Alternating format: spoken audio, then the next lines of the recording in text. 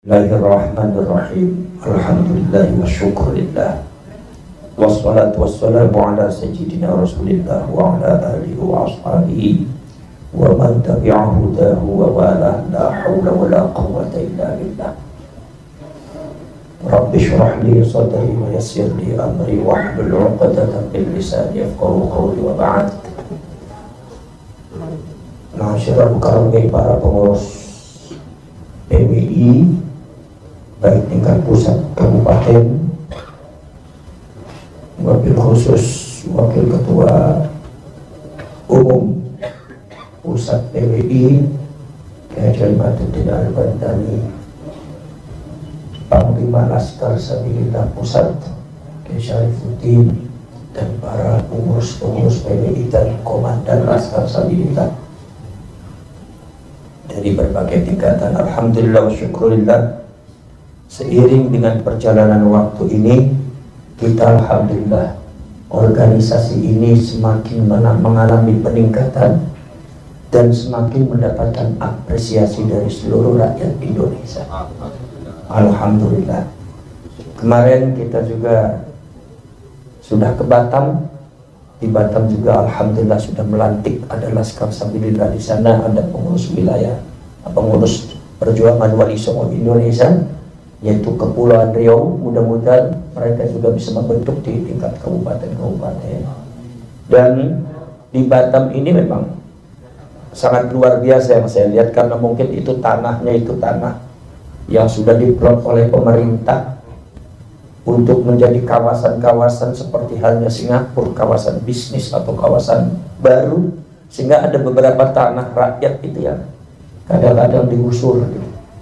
Ini yang kadang-kadang membuat rakyat ini perlu didengar aspirasinya, karena pemindahan daripada satu kampung itu bukan hanya mereka, bukan hanya kehilangan, yang hilang bukan hanya material, tetapi juga sejarah mereka pun hilang.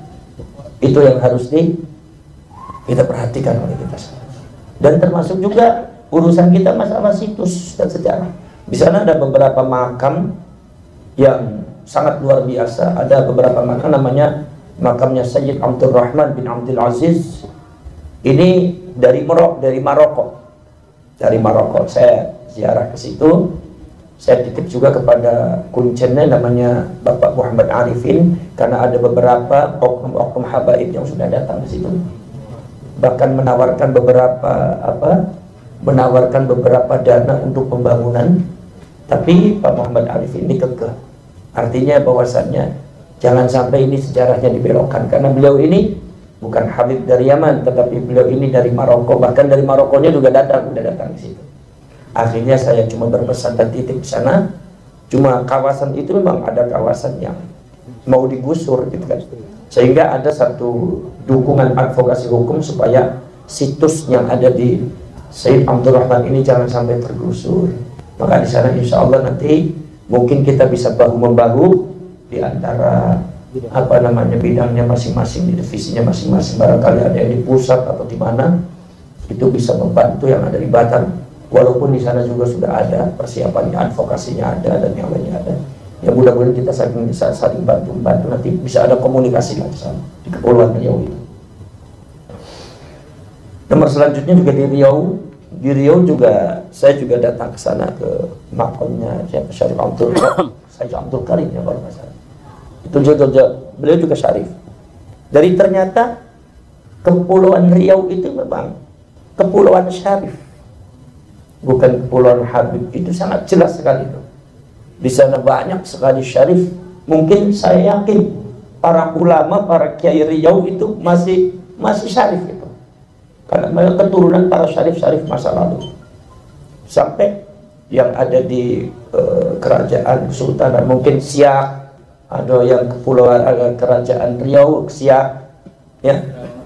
Itu kan masih ada hubungannya dengan Johor Malaysia.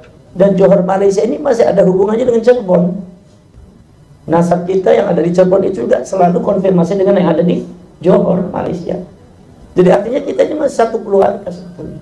Maka ketika di bandara turun, bandara Pekanbaru, ternyata namanya juga Syarif Kasim. Itu syarif jelas itu. Beliau hidupnya sebelum Habaib datang ke sini, sebelum imigran Yaman datang ke sini dibawa oleh Belanda, beliau sudah ada mengislamkan orang Riau.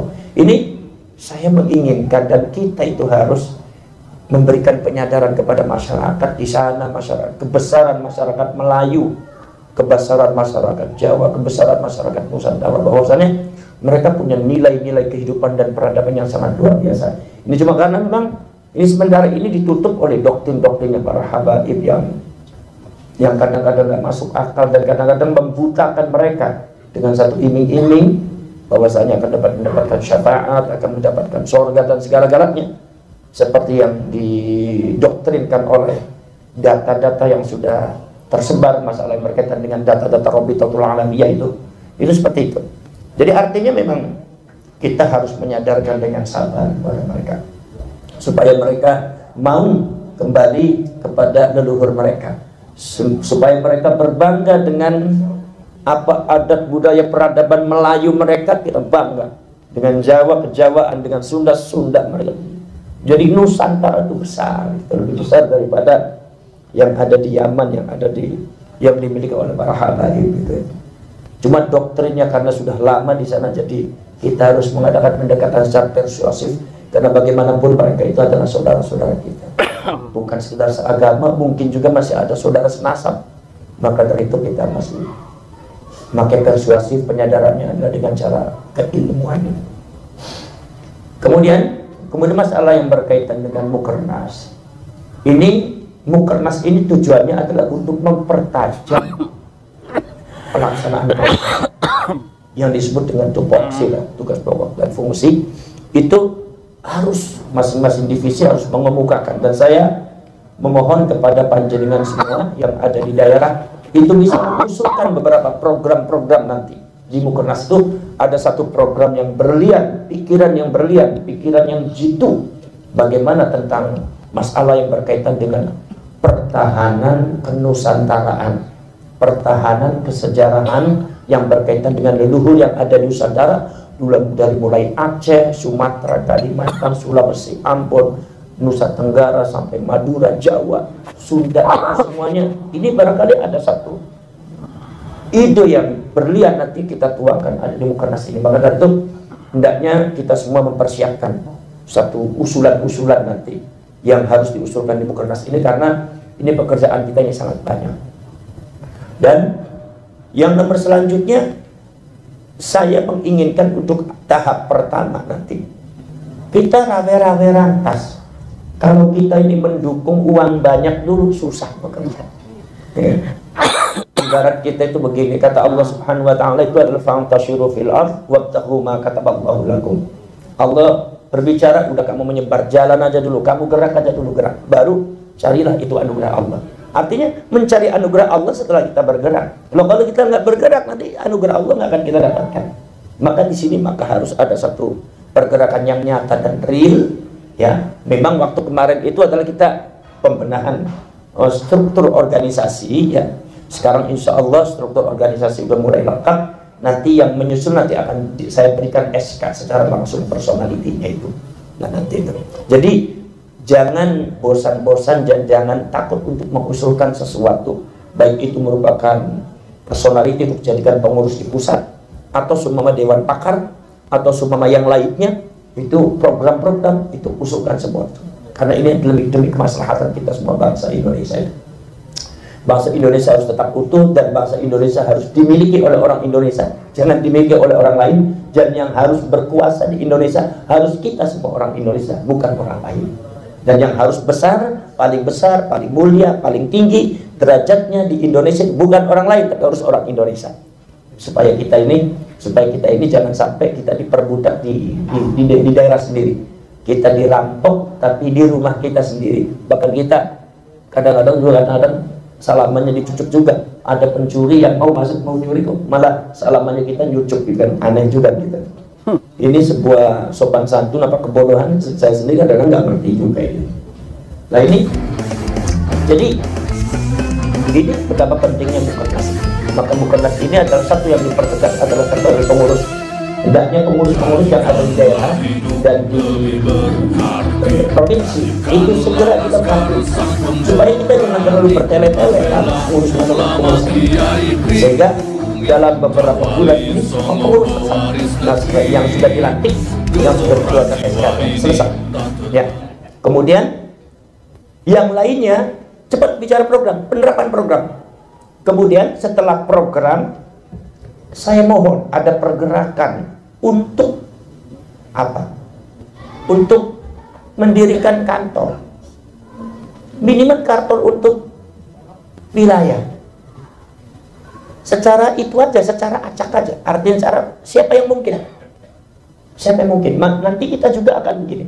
Jadi ninta itu diantaranya adalah dari KTA, mungkin kita juga dapat dana dari situ, nanti akan mendirikan semuanya untuk kemaslahatan bersama. Ya diantaranya adalah untuk pembuatan kantor pusat. Nomor selanjutnya adalah untuk nanti sebagiannya untuk membantu program-program atau seumpama barangkali di daerah itu ada program-program yang membutuhkan dana, dan khususnya lagi adalah untuk pembuatan kantor supaya pergerakan Wali Songo ini punya pusat. Artinya punya pusat, punya pergerakan, punya tempat yang fokus untuk pergerakan itu. Pusat ini maksudnya bukan pusat di sini ya, tapi punya fokus. Bahwasannya di Jawa Timur kantornya di sini, seperti pergerakan Nahdlatul Ulama itu. Jadi itu. Jadi kita sama-sama berusaha tahun ini, di samping kita ini melaksanakan fungsinya masing-masing, kita pasang kuping, pasang mata, kita cari situs-situs. Kalau sumpama situs itu di situ sudah mulai ada di Ba'alwi kan, kita bergerak. Bahkan kita mencari ada situs yang masuk di dalam seberupa situs sejarah ya. Iya, itu bisa kalau sumpama ada yang memalsukan, ada yang merubah, nanti berhadapan dengan hukum. Tapi yang paling berbahaya ini kalau sumpama ada makom-makomnya tidak masuk dalam situs. Sehingga kalau mereka ba'alwikan, mereka tidak terjerat hukum. Nah ini makanya harus dijaga oleh kita semua ya. Termasuk saya sudah memberikan mandat langsung kepada kepada PWI Jawa Timur untuk bergerak mengadakan pergerakan untuk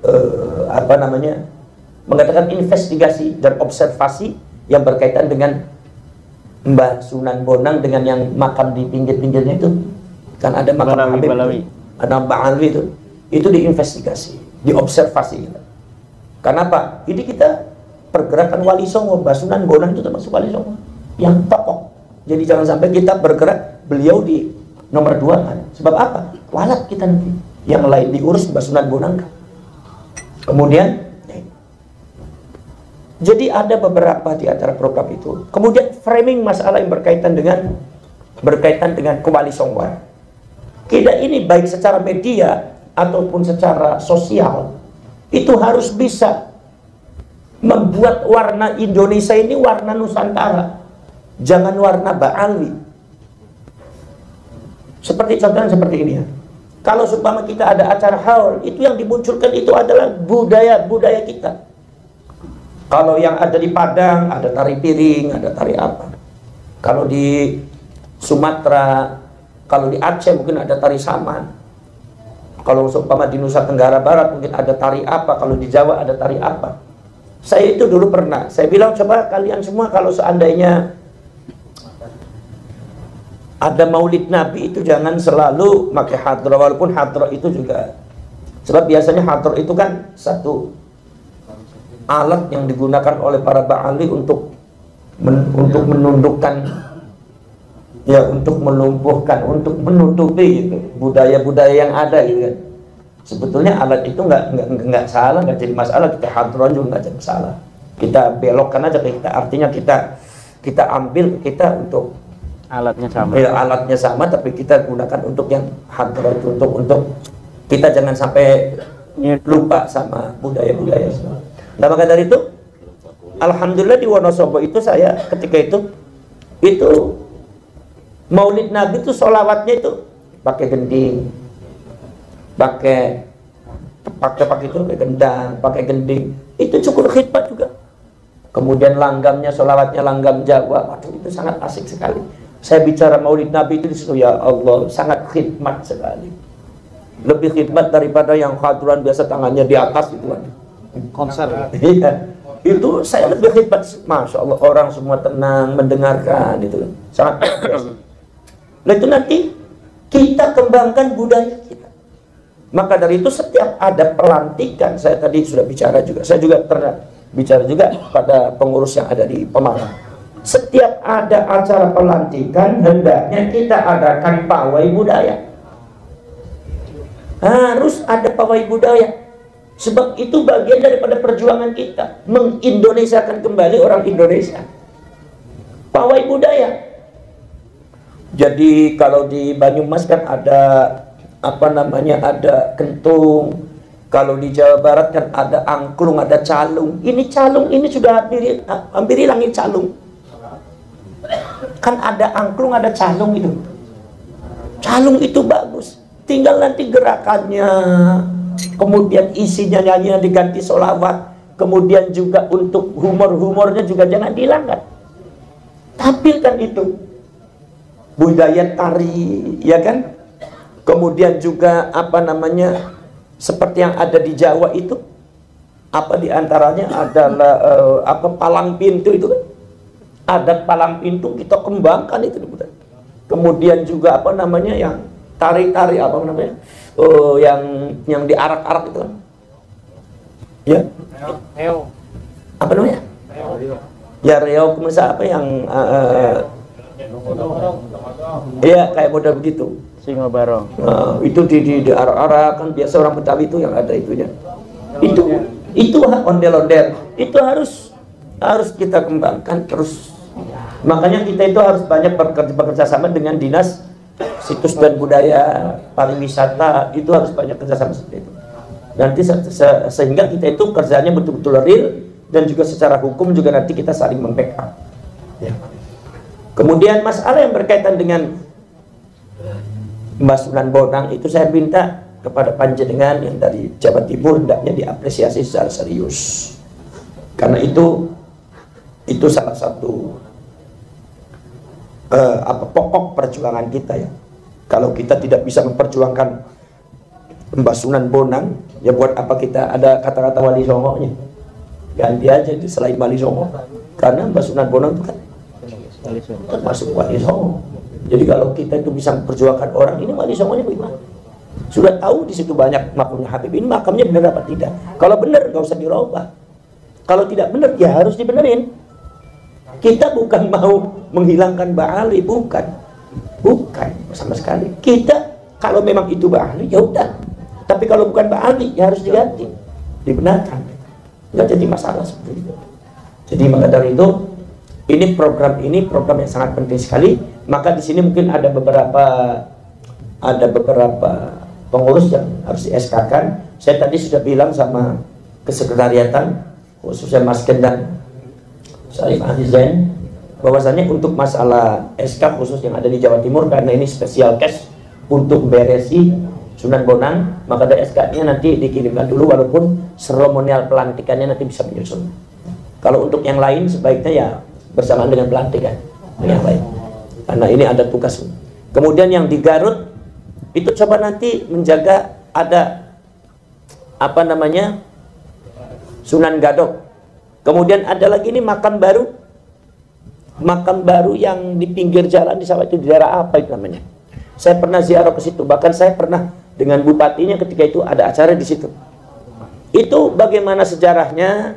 Itu siapa? Ya. Kalau memang itu Ba'ali, memang benar Ba'ali, ya kita nggak usah robah, karena merubah makam. Tapi kalau seumpama itu bukan Ba'ali, ya harus dibenerin sejarahnya.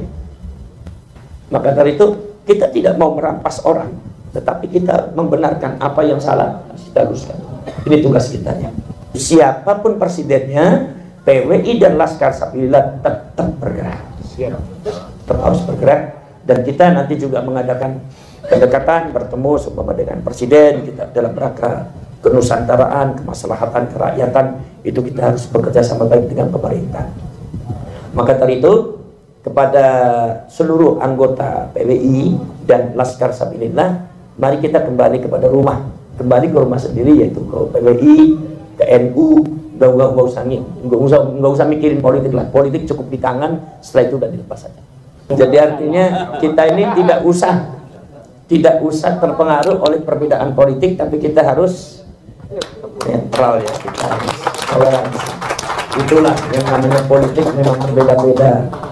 Nanti kemudian saya menginginkan dalam tahun ini bukan sekedar secara program tuh harus ada harus ada jasa, bukan jasa, harus ada pergerakan real, apakah berupa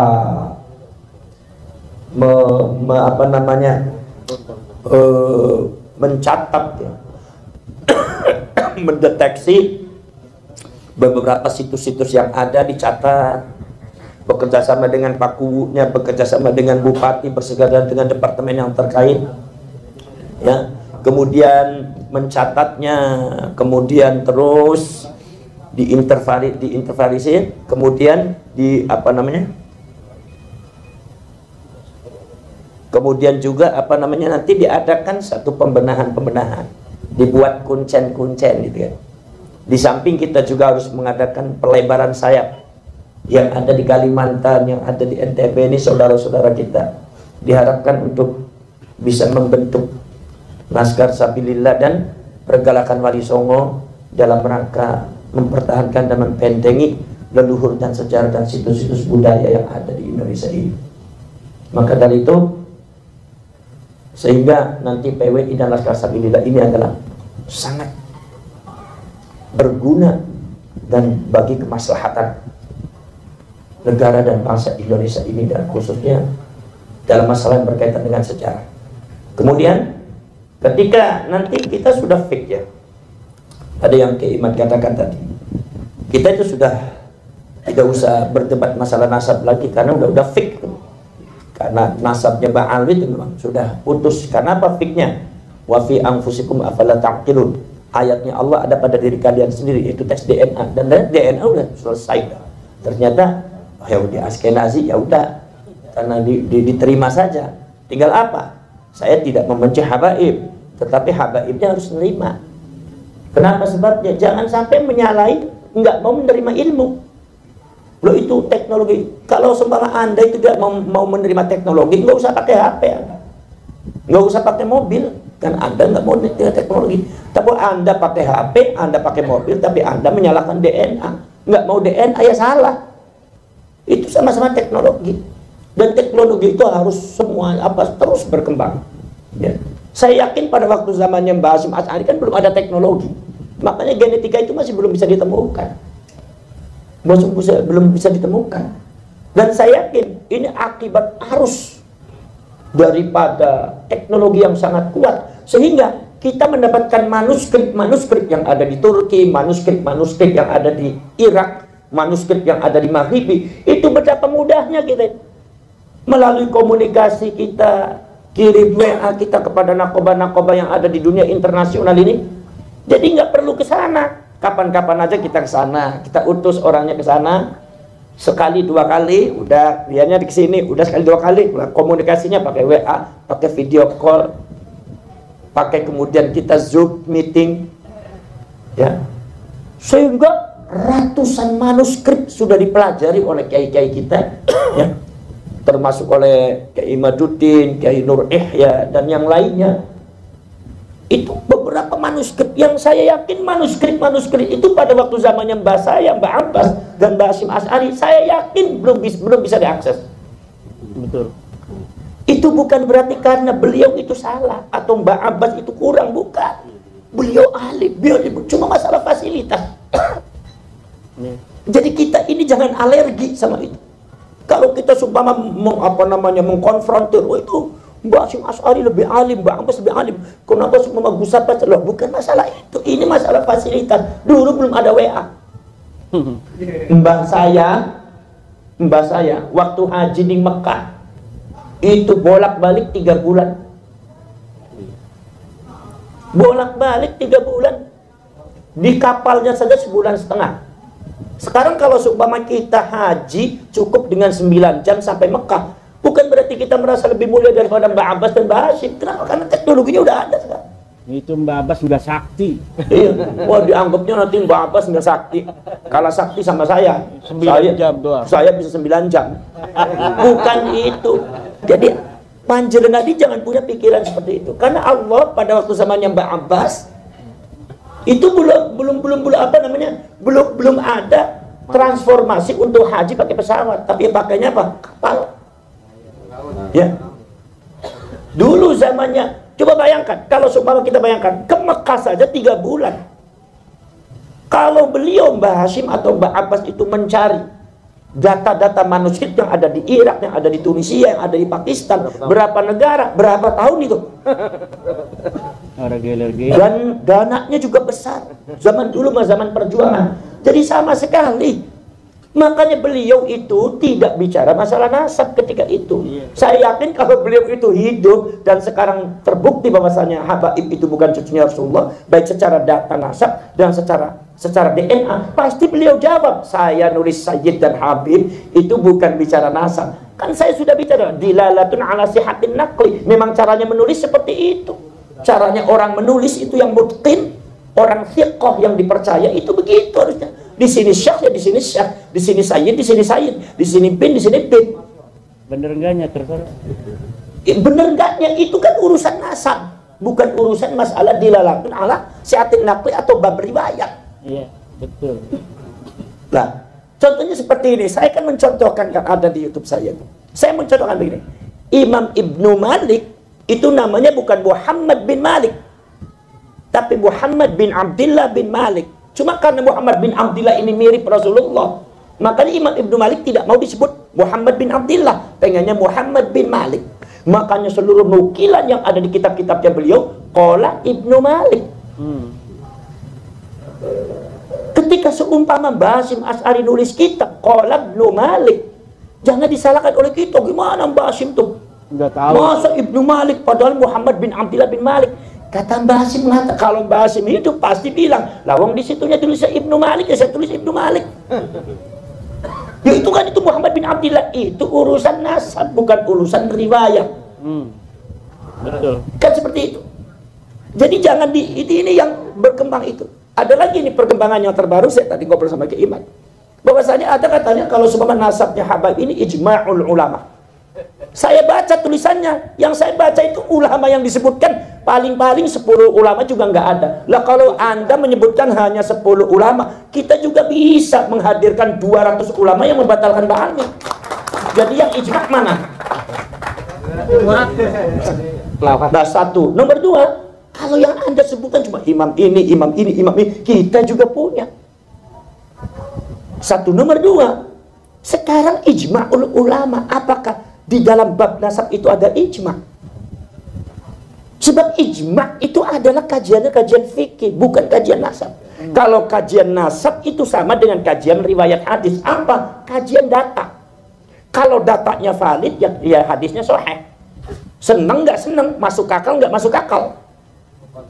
Rasulullah SAW mengatakan kalau seumpama ada lalat masuk ke dalam air, maka dicelupin semuanya, karena di dalam sayap sebelah kiri ada racun, tapi sebelah kanan ada penawarnya.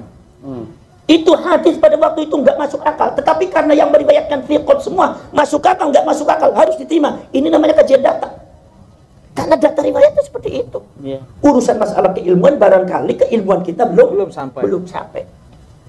Jadi yang namanya nasab itu bukan kajian fikih. Lihat dari mulai Fathul Qori, Fathul Wahab, Muhadzab, kitab apapun, tidak ada kitabun nasab, arkanun nasab, furudun nasab, mubtilatun nasab, nggak ada.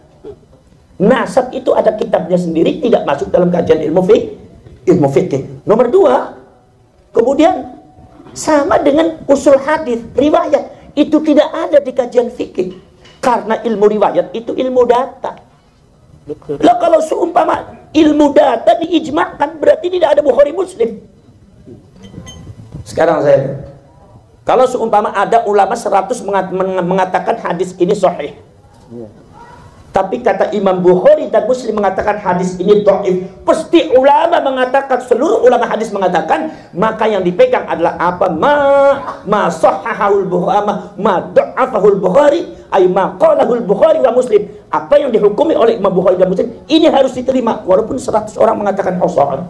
Ini menunjukkan bahwa di ilmu riwayat itu tidak ada ijma. Adanya Bukhari Muslim, rawahu Shaykhani muttafaq alaihi ay mattafaqahu Bukhari dan Muslim Fi riwayah. fi riwayat, di dalam data riwayat. Jadi bukan masalah ijma. Ijma itu adanya di fiqih dalam memahami Al-Quran dan hadis. Ada qat'iyyu tsubut wa qat'iyyu dilalah, dhanniyyu tsubut wa dhanniyyu dilalah, qat'iyyu tsubut wa dhanniyyu dilalah, dhanniyyu tsubut wa qat'iyyu dilalah.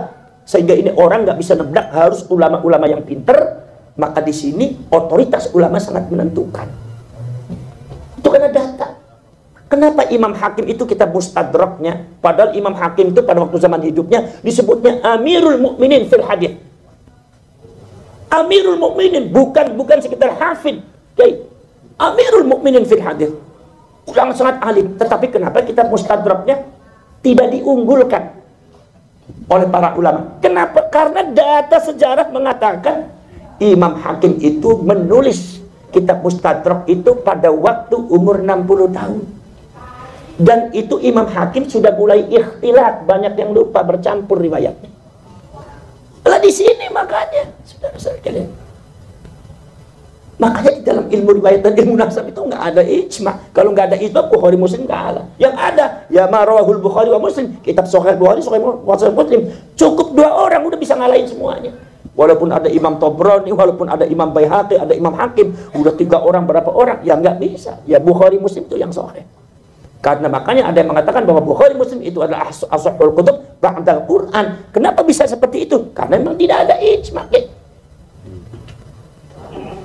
Itu artinya. Kalau di hadis, kalian buka kitab usul hadis, mau dari mulai Mahmud Tohan sampai Nuruddin Akhtar An-Naqd fi usul hadis, atau sampai seumpama Tadribur Rawi ala Syarh Taqrib Nawawi karangannya Imam karangnya Imam Suyuti yang nyarahi Imam Nawawi, mensyarahi kitabnya Imam Nawawi. Silakan Anda cari, ada tidak kitabul ijma' fil hadis, ijma' fi riwayat al hadis, tidak akan ada.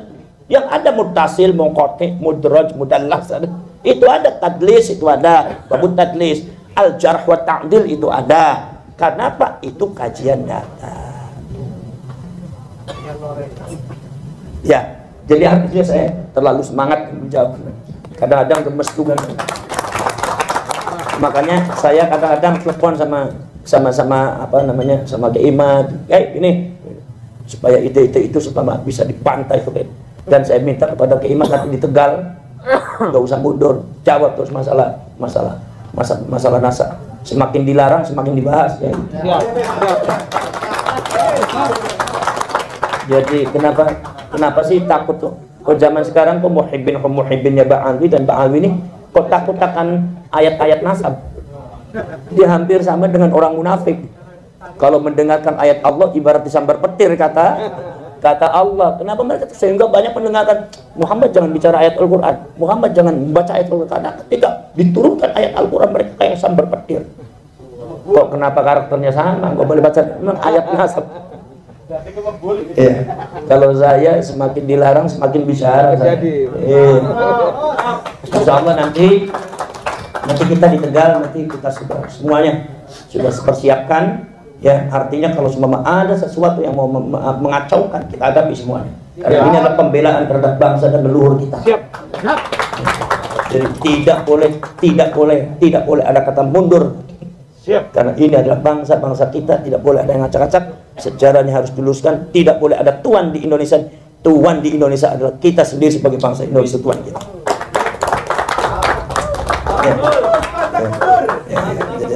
Baik, kalau demikian, ya. Wassalamualaikum warahmatullahi wabarakatuh.